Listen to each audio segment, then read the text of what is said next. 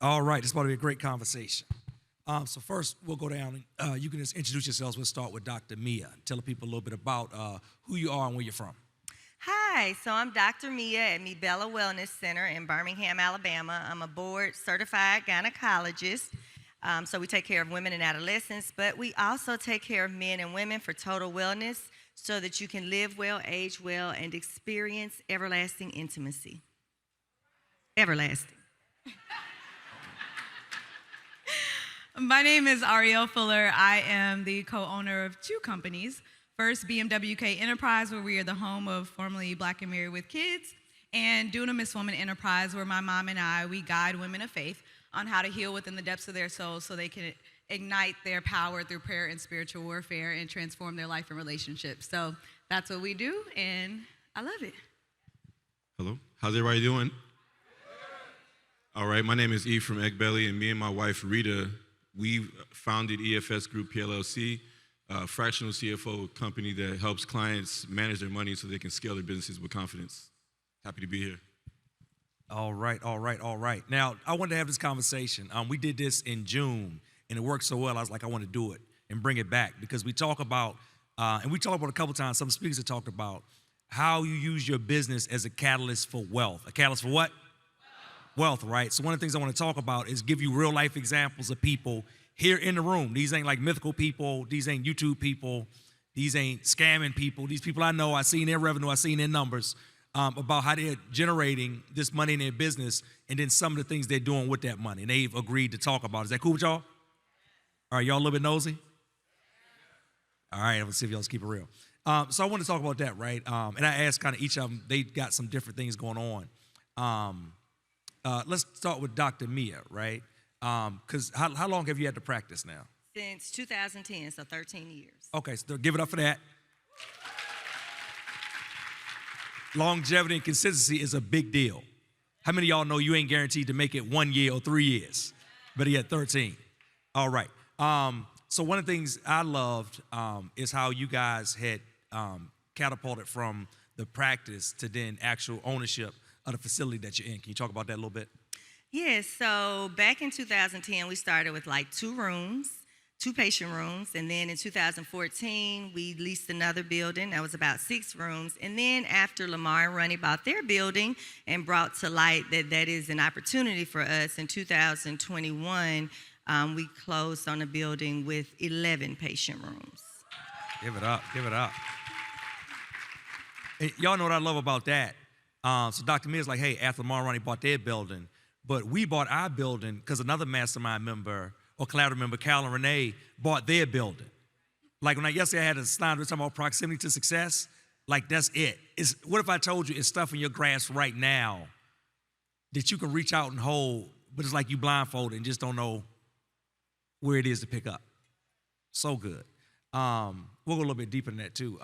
Ariel, for you, tell us about some of the things y'all have done outside of just, hey, the products and service selling the business, but able to do to generate wealth. Yeah, so I actually talked about it when we spoke at TSP Live in July 22 about how we started in our home.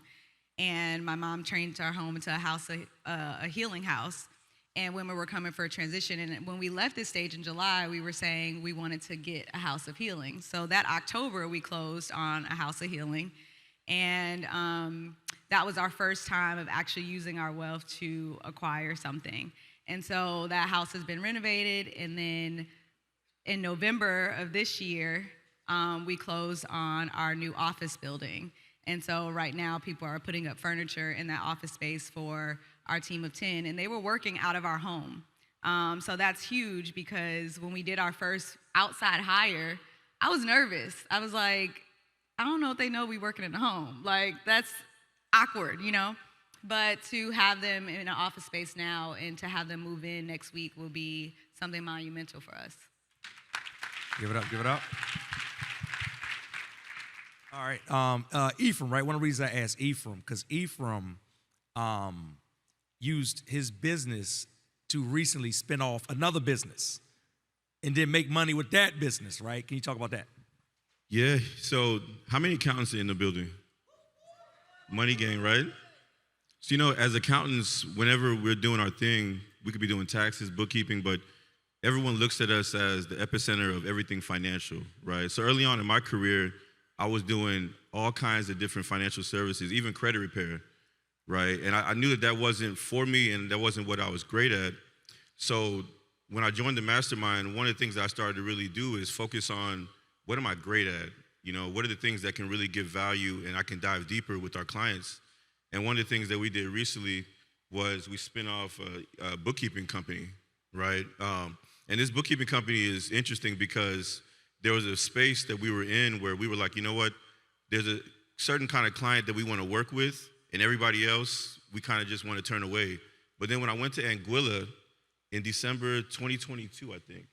Our collaborative, we do all these collaborative members as well, I forgot to mention. We do a retreat every December, so that was December 22. Went to the collaborative event in Anguilla, and I met a guy named Ace Chapman who's going to be speaking later on, and he blew my mind with everything that he taught that day. And I met him before he spoke, and one of the things that he said was, based on our conversation, Ephraim, you're letting millions of dollars walk out the door by just turning away clients. Why not create a whole separate entity, a business, you build that team out, and now you can service those clients, right? And so that's what we did with our bookkeeping company, and we built that up to about 16, 17 clients. We recently sold it. Give it up. And actually, that's a great segue because Ace, he was talking about, I knew Ace, and I wanted the group to start having a different conversation around not just having to build your business from scratch. You know, somebody asked one time, like, what's the quickest way to get a seven-figure business? I was like, buy one.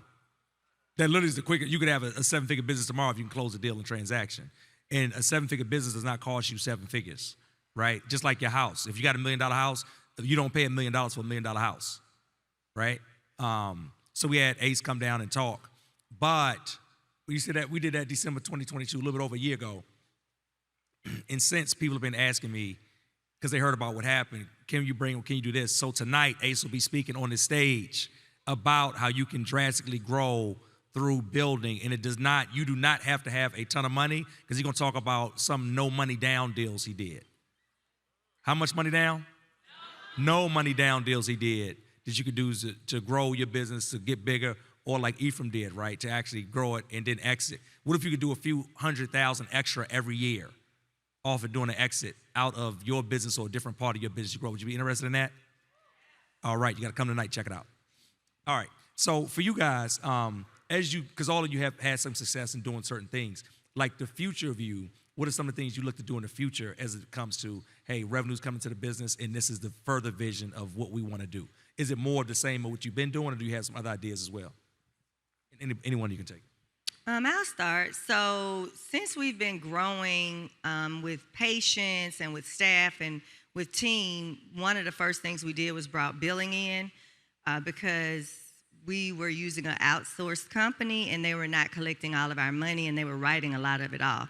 So we brought that in and built up our billing department. So one of the things that we definitely want to do, since we figured out the billing business of medicine, especially OBGYN, is to spin from that a billing company that not only bills for us, but also can bill for outside clients. So that's one of the main things we wanted to do to add business. And then, of course, Joseph retired and joined the company. And so that gave him freedom. And with that freedom, he was able to fix the building and all of that.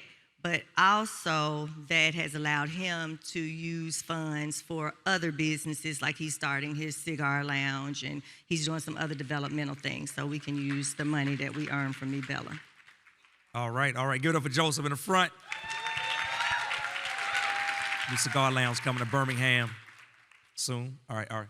Yeah, I know for us, we really want to take over the area in which we're in, and we're in Georgia. And my mom is really sold on Villa Rica, Georgia. For those who are Georgians, I don't understand. But anywho, the house that we bought is in Villa Rica. The office space is in Villa Rica. And so the next thing that we really want to do and desire is to build a church so that she has a brick and mortar, but also something where we can create different like shopping centers or different, areas that people can develop, such as like fitness centers and things like that, So we don't know exactly where that would be, but that's the big goal. And then ACE actually really helped us understand about what is our biggest thing on our P&Ls that we're spending. And for us, we started looking differently at acquiring some of the companies that we were spending a lot of money on. So we ship over 10,000s of books, right? My mom publishes a lot of her books. And so it's like, we have a publishing company, but why not buy a publishing company that has better systems and processes? Or we're spending a lot on AV at events, so why not acquire an AV company, you know? And so it's just really looking at some of those bigger picture things that we could already plug and play into what we're doing. And so that's part of the conversation now, is really saying what companies can we start acquiring that has those systems and we can just already just start using in our company. I love it. I love it. Ephraim. Yeah, for me, I definitely want to double down on what we're doing. There's been articles that have been floating around. How many of the accountants in the building have seen articles saying 75% of accounting firm owners are going to be retiring? They're baby boomers, right? So that's an amazing opportunity for us. So after this deal that we did with ACE, and I've been on the buy side, I want to jump on that. Well, I've been on the sales side, I want to jump on the buy side, right? And now start to do more M&A deals, mergers and acquisitions, acquire accounting firms and merge them with what we have, because I'm chasing that 8-figure award, right? So in order for me to get there faster, I feel like that's going to be one of the things that can really propel us to get to that next level, to acquire more firms and bring them into our systems that we've already developed. I love it. Give it up, give it up, give it up. All right. I got one more question. I got something to show the audience. For y'all, right, running these, multiple $1 million businesses for multiple years now, what do you think has been the biggest thing you've had to develop that you didn't have to develop in the six-figure land? For me, it all goes back to mindset. I really, shout out to Keto and Amelia, because when it comes to making these deals, I have anxiety on these calls, right? It's like, to conceptualize these type of numbers. When you think six figures, you were like, okay, I got to get to my first 100,000 and then 200,000 and 500,000. But once she was like, okay, you all need to start getting assets. And they're like, okay, you have to put this much down. I'm like, that's 6 figures. What you mean? Like, my mind just had to really process what was being said in some of these deals. And so when I came in TSP, I was 27 years old. I didn't know what a CPC was. I didn't know anything that you were talking about. And now, just a couple years later, it's like I'm sitting in closing deals and I'm having to read the contracts and understand what I'm getting involved in and appraisals and turning deals down. My mind really had to expand and shift, and I'm glad that I had such a powerful team like Keto and Amelia and yourself to really process and work through that, because at 34 years old now, that was just so foreign to me. And I had wealthy people around me, but no one explained those details to me, and now I feel more confident to make better decisions. So that was the biggest shift for me, is stop thinking about making money and getting to 6 figures or 7 figures, but now start really being strategic of how you're spending it and knowing how to talk with money and talk about money and make good strategic deals. Good. And then I'll come more from the operations standpoint. So now that we're 7 figures and we're trying to get to 8 figures, we have to do that by generating more revenue. So what we're focusing on now is making sure we're generating our maximum revenue capacity, meaning that all of my providers, I have 2 nurse practitioners and it's me, but we can only see so many patients. So for me to go from 7 figures to 8 figures, what we've really had to focus on is team development, leadership development, getting our systems and processes together, being more efficient with our systems and processes. So we're looking forward to some integration of some of our systems. We've already gotten systems that work more efficiently. So it's going to be a lot of training, team development, and leadership development, because we have a great core team, but we need to develop them as leaders because they, need to do more now. So it's going to be more on the operations, because we know to make 8 figures, I have to expand. So it won't be in the building we're in now. So in order for me to franchise, we have to get all of these things together, because that's how we're going to go to 8 figures, is with expansion. Ephraim. For me, it would be the 2 things that have kind of been touched on already: leadership and operating more efficiently. I feel like you can get to 7 figures you can grow a little bit, but to get to that next level, you really have to grow as a person and as an individual, right? Because now you're responsible for people's livelihoods. You're responsible for rallying people and getting them to like move towards the vision that you have. And it may not be the vision that they want or see for their future in your company, right? And I love one of the things that Clayton Mass talked about on Mastermind Day was, I think Amelia had asked him a question around leadership. And he was saying how we all need to have our missions, our visions, and our core values so clear and to where everyone on the team understands where you're trying to go and they can repeat it to you at any given moment, right? Because those things now bring everybody together for one common purpose and one common goal, which is to elevate with your mission. Very good. Hey, real quick, for the camera crew, can we get a sock check over here for Ephraim? You know, because y'all think we just brand the hotels. But you know, we do all types of branding with TSP and the Mastermind. I told Ephraim, way to represent. Way to represent. All right, you know, I had a video I was gonna show, but it's perfect because y'all were just talking about, thank you. Y'all were just talking about systems and operational piece and things like that. We took a trip with this group to Palm Springs, California, Ritz-Carlton, about a year ago, right? It was like last February. It was extremely cold when we went. People asked me to come to California forever. I came. I'm good because it was cold. Andy, I don't know. We had to pray for Andy. Andy was from South Florida. He was struggling.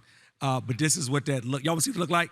This is what that looked like. In this trip, these trips we do work hard. We play hard too, because you do have to have a release. I'm gonna say it again. You got to have a release. Like all this work builds up pressure. You got to have release for it. This is what that trip looked like.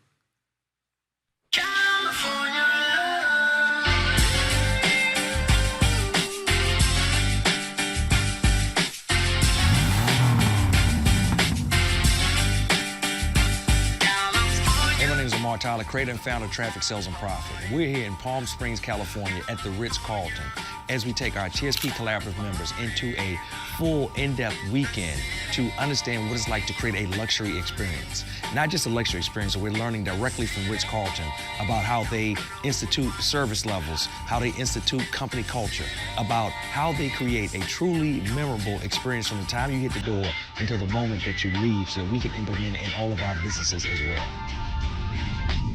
In this one short briefing today, all of us have changed the way that we look at our companies, the way that we're interacting with our employees, the way that we're going to go forward. And it's not even been 12 hours. You can't get that anywhere else. Welcome again to our 4th Entrepreneurs Retreat from TSP Collaborative. And the reason we do this, if you didn't know, is because most of you are realizing, right, like once you get past that $1 million mark and we between $1 million and 10 and then we got some over 10, some of the needs of what we need to do and how we need to develop are different.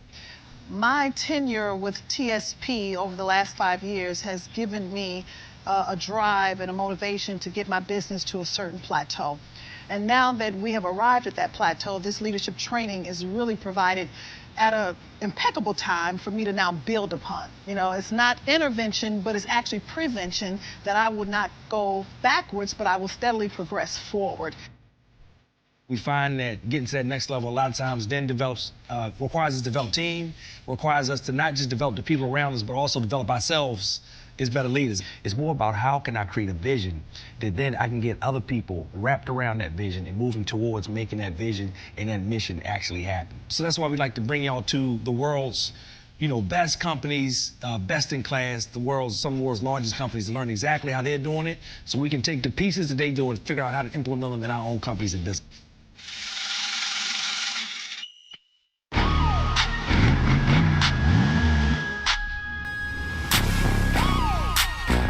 The BMW experience, test driving these super fast, high-performance cars, it was eye-opening, it was life-changing, it was such an amazing thrill.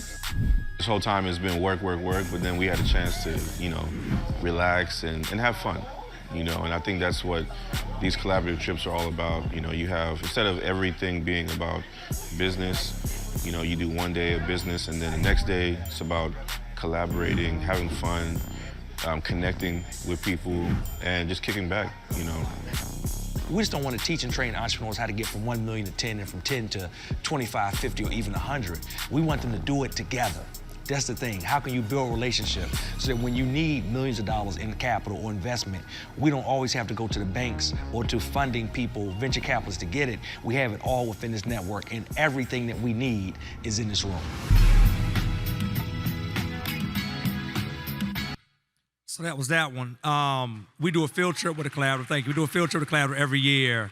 In 2 weeks, I guess, right? We're taking them up to Tuck School of Business at Dartmouth for Ivy League program that we curated for them. It's just us, like ain't nobody else. We curated a TSP program with the college around strategy, around leadership, and around financials. And I know, I think Ariel spoke to the financials. Ephraim always speaks to the financials. How important do you think the financials piece is for entrepreneurs that are trying to make that leap from 6 to 7, or even just getting to 7 and trying to go beyond? Ephraim, we'll start with you. Yeah, it's extremely important. Because, you know, how many of us are in the room, you look at your financials on a regular basis? Right. So it's important, I think, because how do you know how to make the right decisions in your business, right? We look at data, and the numbers tell you everything that you need to know. You know, your income statement tells you how profitable you are at any given moment, but your balance sheet tells you what your company is worth at any given moment, right? So I think really being on top of your numbers, on your bookkeeping, and knowing what's going on is extremely valuable, and it'll help you to really make the right decisions in your business. I love it. Either one of you have anything to add to that? Yeah, I was going to say, you know, when I was in six figures, I was looking at my numbers like every day. Like I was just Excel sheet, just looking at them. And you would think the more money you make, the more you would really dive in. But actually, once we start building team and we got to 7 figures, I realized that I wasn't looking at my numbers as much. And that to me was letting me know that I need a team now to be able to put that in the forefront and explain those things to me. And being in the collaborative and having people, us be transparent with our financials and be open and honest has been such a game changer, because it's just it's a great learning tool to hear from other people, to be able to be vulnerable about your numbers and what you're looking at, and knowing that you have people around you who are going to hold you accountable. So I think when it comes to the number thing, accountability is very key. Having a money team is very key. And just knowing that you are making the right decisions, like you said, looking at data is very, very important. All right. And Dr. Mee, anything to add? Well, I'll say that what really helped to turn our business around is meeting with our CFO on a monthly basis, starting in like 21, and really examining and discussing the numbers. And then I'll also say that when we were looking at growth and expansion, looking at them with Lamar's eyes, and him like really figuring out where we make the most money and that sort of thing. So yeah, the numbers are very important, but I can't say that everybody's gonna be savvy enough to just look at them themselves. So having, like you said, the money team or a chief financial officer to help you go through and truly analyze the numbers has made a huge change for us. I love it. I love it. Just one thing with the collaborative, I do VIP days with them, but I always start my VIP day with like, let's look at your numbers, so I can better understand the business. So that's what that was. We did do, that's been one of our big focuses over the last year, right? We realized that amongst that, like when most businesses get past 7, they looking at the numbers, but they may not understand everything they looking at. Would you say that's kind of right, Ephraim? Yeah. Right. So they looking at the numbers, but they may not understand everything looking at. So one of our big things over the last year has been really emphasizing the importance of what those numbers mean, not just how much you make, not even just how much you spend, how much you keep, how much you projected to do, how much you projected to spend, how much you're not collecting, like all of those different pieces. So what is culminated, I talked about the Tuck trip, was the second part of it. The first part of it was our retreat this past December. We brought Mark Slamonis and the Prophet to talk about numbers, to break it down. A room with 30 businesses, intimate, where you had to be upfront about your numbers. How did that feel for y'all? Because that ain't normal, right? It's like, even if you tell people, hey, this is how much I make. Like, I'm talking about upfront with your numbers of how much you make, how much you spend, what's your cost of goods, how much you pay yourself. What did that experience feel like for y'all? I feel like going from kindergarten to PhD in like one day. It was intense. I mean, it was very intense, but it was so good, because I think we are so good at doing what we know how to do, our gifts, our talents, what we working with our clients. And so when you have someone else who's really good, like Marcus Lemonis at what he does, and looking at your numbers and helping you, you feel little and small, but it's almost like someone's cultivating you to be this big giant and this beast in what you're doing. And he was like really helping us understand, if you know both of this, like, you're unstoppable. And I think that's the greatest feeling that I had, is knowing that he can take us little and make us become these major giants in our business. Do y'all want to see what that education looked like? All right, let's check it out. So I know that you guys have this event. It's wonderful. It's in a beautiful place. But we're entering into a time where it's not going to feel so idle. These kind of get-togethers are invaluable. And I am thrilled to be here this weekend. Oh my gosh. I love these retreats because it's important to just get away from doing a lot of things in your business and to focus on your business. This is an opportunity for us to really grow and develop in the aspects of what we don't know. Being in the space where you can come amongst business owners who know the pain that you're going through, where we can get in one room and just talk amongst ourselves. If you're thinking or contemplating on coming to the next TSP event, if you want to up-level your relationships, you just need to be there, period. Hey, my name is Lamar Tyler. I'm the creator and founder of Traffic Sales and Profit. We're here at the Four Seasons in Anguilla for the second year in a row for our TSP Collaborative Retreat. Now, the Collaborative is a group of entrepreneurs where you must be doing at least $1 million minimum in order to join into this circle. And if you're saying, hey, you know what, I do that, guess what? You should have been here.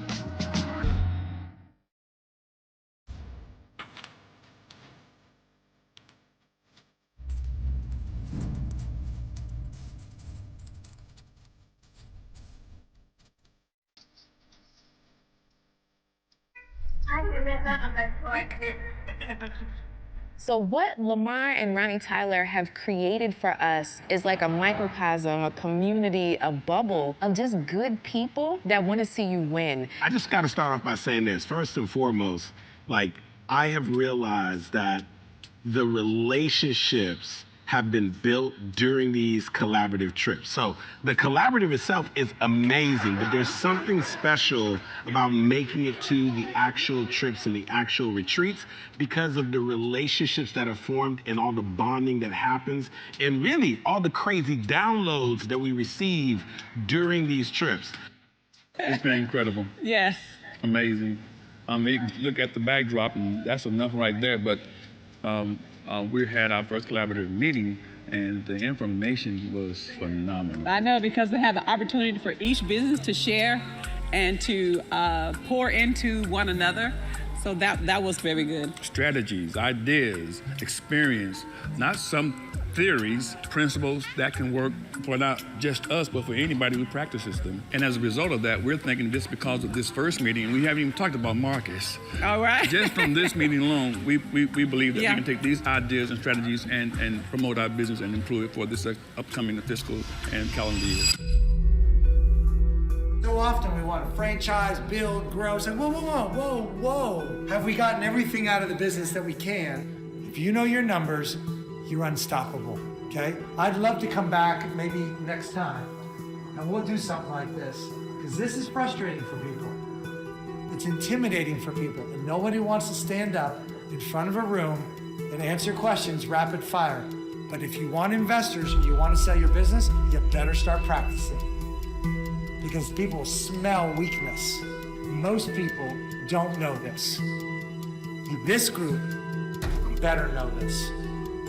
Because this is how you crush people.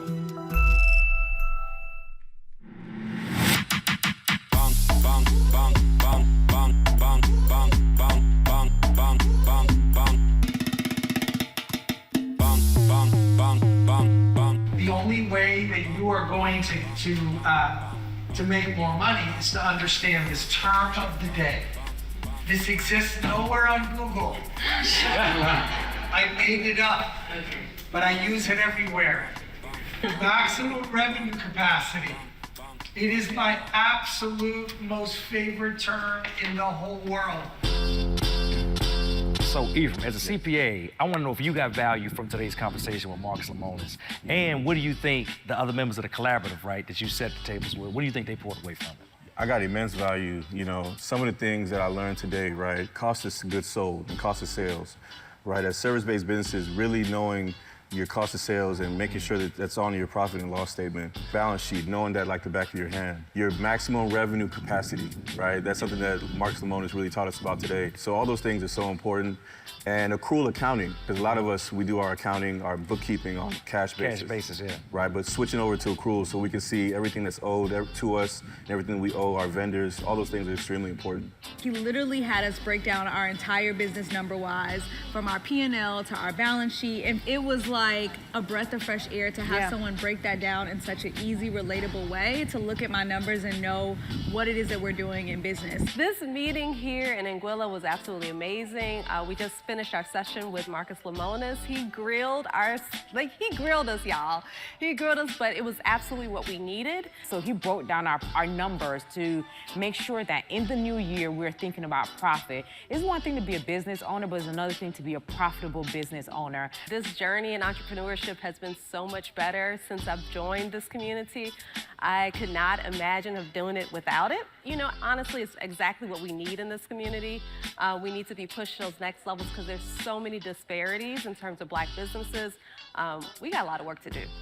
And I don't think it's possible for us to do it in silos. So this is exactly what we need as Black business owners. He talked about how much revenue you should have. We definitely talked about profitability. And we talked about what it looks like to grow, to scale, to position yourself for somebody else to buy your business. And it just hit the next level of business that most business owners never learn about, never know about, and never are trained on. Because guess what? That's not what they do until now. My name is Lamar Tyler, and I want to invite you to the TSP Collaborative and to make sure you don't miss our next event. For more information. All right, so that was a recap of it, right? If you are a 7-8-figure business in the room, we would love to have you join this family of higher learning, higher education, higher accountability, higher transparency. You can definitely see our team in the back, and they'll tell you what the next steps are. I wanted to ask y'all, for the people in the audience, last words on if they're trying to grow from 6 to 7, or they're trying to, I'm just getting to 7, I'm trying to, blow through and move faster. Like, what would you say to them? What would you encourage them? What should they know or do? I'll start it off. I think the biggest thing is getting clear on what do you need to do in order from a sales perspective, right, to get there. I know for me, whenever I joined the mastermind, I was at like $300,000 in revenue.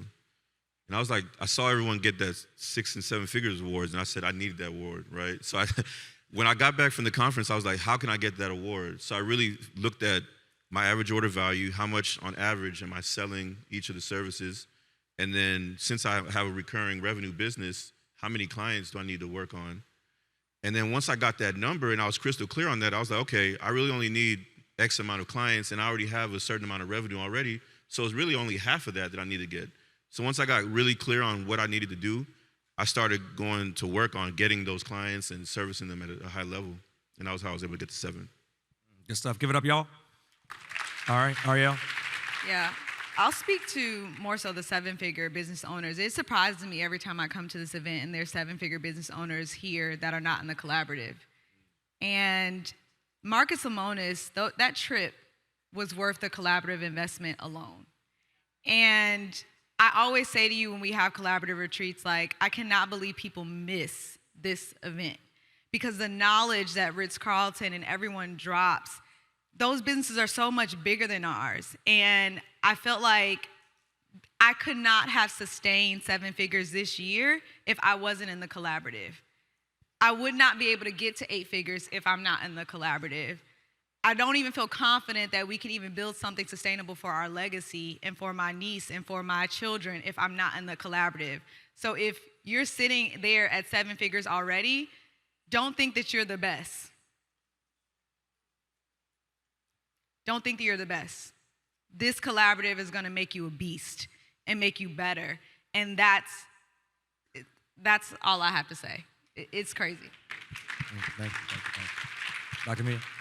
So I would say taking advantage of Mastermind and if you can, collaborative. Those are going to be key, being in the community, because you learn so much. But I say another thing that I did, you kind of pull back from working in the business and seeing exactly what's going on from day to day as you make more money. And so I pulled back quite a bit a couple years ago. And this year, I went back into the room, started going behind my nurse practitioners, and realizing that I need to always be around to make sure that my brand is presented the way I want it presented. So I think that as you continue to grow, go back in there, see exactly what's going on. And of course, it's just, a given that you have to be a part of the mastermind or the collaborative. All right, y'all, please stand on your feet. Give it up for Ephraim, Ariel, and Dr. Mia.